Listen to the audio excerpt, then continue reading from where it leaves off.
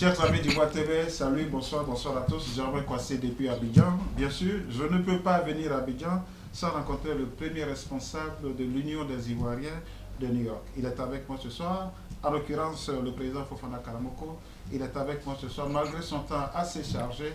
Il a décidé de m'accorder quelques minutes pour que nous discutions de sa présence ici à Abidjan et surtout, que devient l'Union des Ivoiriens de New York. Président, bonsoir. Bonsoir, M. Germain. Ok, comment allez-vous? Très bien. Alors, Président, la question que je voudrais poser, qui se pose à New York, sans faux fuyant, qu'est-ce que le président fait en Côte d'Ivoire? D'abord, pourquoi le président a quitté les États-Unis juste après son élection? D'accord. D'abord, je voudrais dire merci à Ivoire TV pour l'opportunité que vous m'offrez. Je voudrais vous dire simplement que je suis à Abidjan dans le cadre de la famille. Et ça me prend le temps qu'il faut, mais je pense bien que je suis en parfait accord avec mon vice-président, en l'occurrence M. Lucien Kwasi. Et je crois qu'à travers la technologie, nous communiquons. Alors aujourd'hui, Président, quels sont aujourd'hui, au niveau du statut règlement intérieur, est-ce qu'il n'y a pas une vacance de pouvoir de la présidence de l'Union des Ivoiriens? Non, il n'y a pas une vacance. Que stipule le statut règlement intérieur? Non, le statut règlement intérieur stipule qu'après 8 mois, le président, disons le vice-président doit continuer l'intérim du président élu jusqu'à la fin du mandat. Ça fait combien de temps que vous êtes en Côte d'Ivoire? Ça fait 6 mois actuellement. Donc ça veut dire que vous allez respecter le délai de 8 mois. Vous rentrez très bientôt à New York. Bientôt, je rentre à New York. Et si il s'avère que vous n'arrivez pas à New York avant les 8 mois? Le vice-président continue le mandat jusqu'à la fin du mandat, disons, limité par le statut règlement intérieur. Le statut règlement intérieur ne dit pas que peut-être le vice-président doit organiser des élections dans 30 jours. Il doit finir le mandat. Il doit finir le mandat. C'est ce qui est dans le statut règlement intérieur. Il doit finir le mandat. Alors, vous avez parlé, on ne va pas rentrer dans les détails, Président. Vous êtes à Abidjan pour une situation purement familiale. Quelles sont les attaches que vous avez prises ici? Bien sûr, dans cet esprit de créer le pont entre nos autorités, les autorités ivoiriennes, et puis bien sûr la diaspora ivoirienne à New York, surtout au niveau du ministère des Ivoiriens de l'étranger. Bon, je crois que j'ai eu déjà quelques échanges avec le directeur des Ivoiriens de l'extérieur, M. Konaté Isiaka. Et ensuite, j'ai participé personnellement au forum de la diaspora. Et j'ai pris contact avec Ital Construction, qui en son temps avait un deal de construction par rapport aux logements sociaux avec la diaspora de New York. Et au moment où je vous parle, je suis en pour parler avec la directrice, mais actuellement elle se trouve à Paris et je crois qu'elle vient dans 1 ou 2 semaines.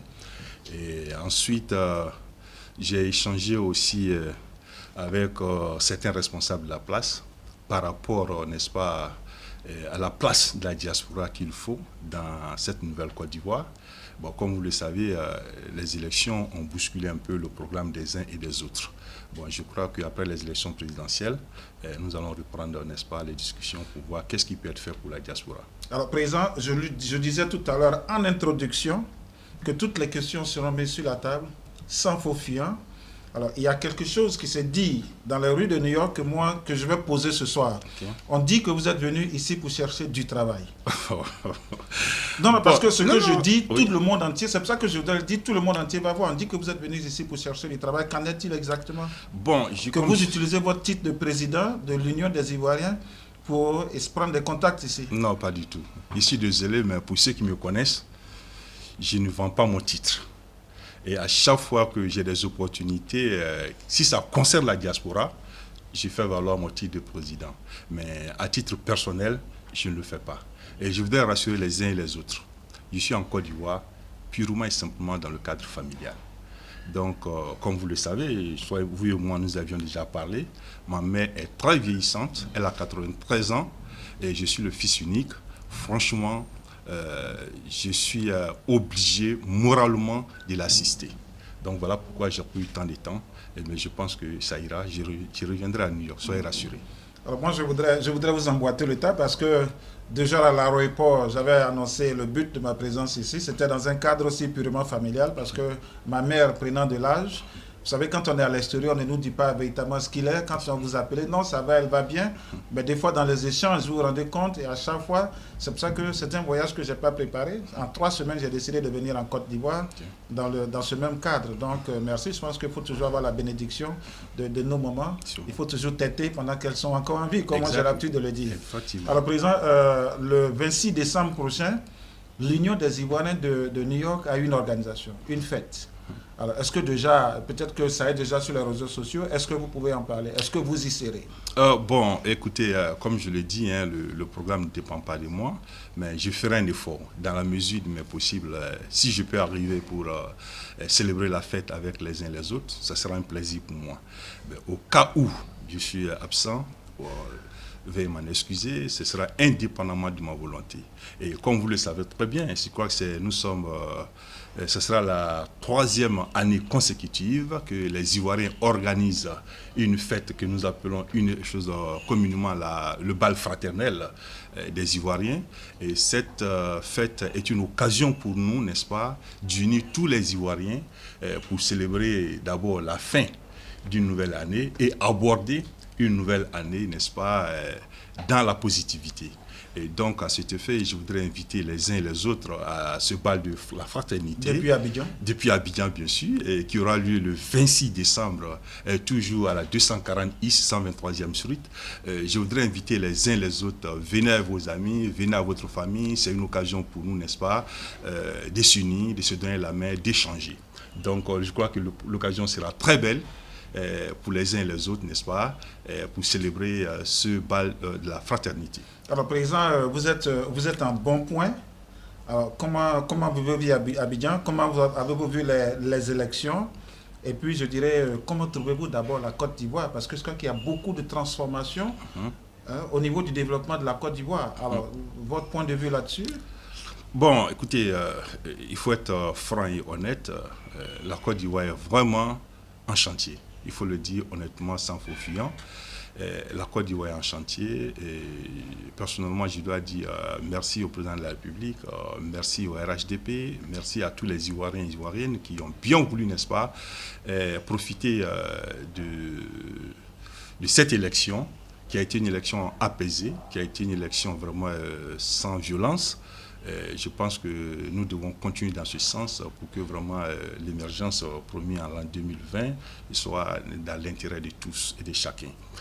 Ce que je voudrais dire aussi, je voudrais qu'ensemble, nous prions pour la santé et la longévité des deux présidents, Henri Konan Bédié et Alassane Ouattara, pour tout le travail qu'ils ont abattu sur le terrain afin que les Ivoiriens retrouvent la paix, que les Ivoiriens vivent en frères et en sœurs. Moi, en tant que président des Ivoiriens, qui unit presque toute la sensibilité à New York, je voudrais également dire aux uns et aux autres que c'est une opportunité pour nous. Nous avons une seule Côte d'Ivoire et chacun doit apporter sa part de contribution pour que vraiment ce pays reconnaisse la paix et que la réconciliation se fasse de façon sincère et honnête. Alors dans le cas des remerciements, j'ai eu tout à l'heure une jeune sœur à nous qui aussi dans le cadre de ce processus électoral a démontré de toute sa connaissance, de tout son doigté. Elle a mis en exergue ce que le président appelait l'Ivoirien nouveau, parce que la campagne du président était basée sur les jeunes et la jeunesse.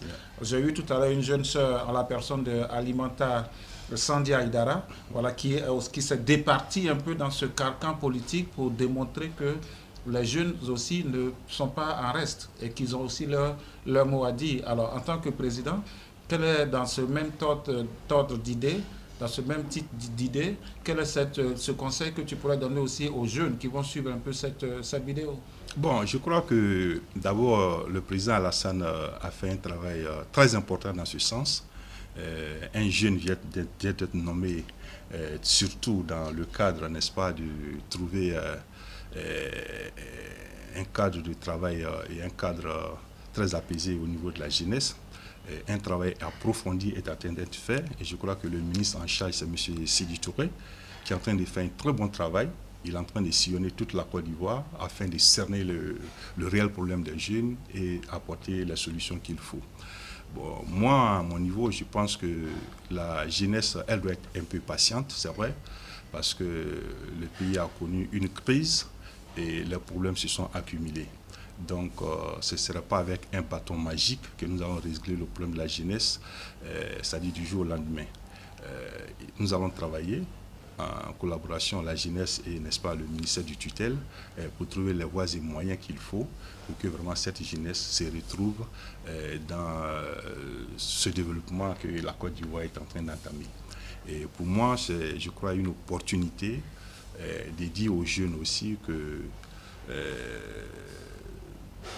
il faut que chacun s'y mette. Il faut que chacun s'y mette parce que, vous le savez, comme on le dit aux États-Unis, hein, chacun doit apporter sa part de contribution, quel que soit son niveau. Et donc, je pense que la jeunesse doit s'y mettre pour que vraiment le pays aille de l'avant. Alors, Président, c'était juste une fenêtre que je voulais ouvrir un peu sur votre connaissance politique, connaissance de la politique ivoirienne.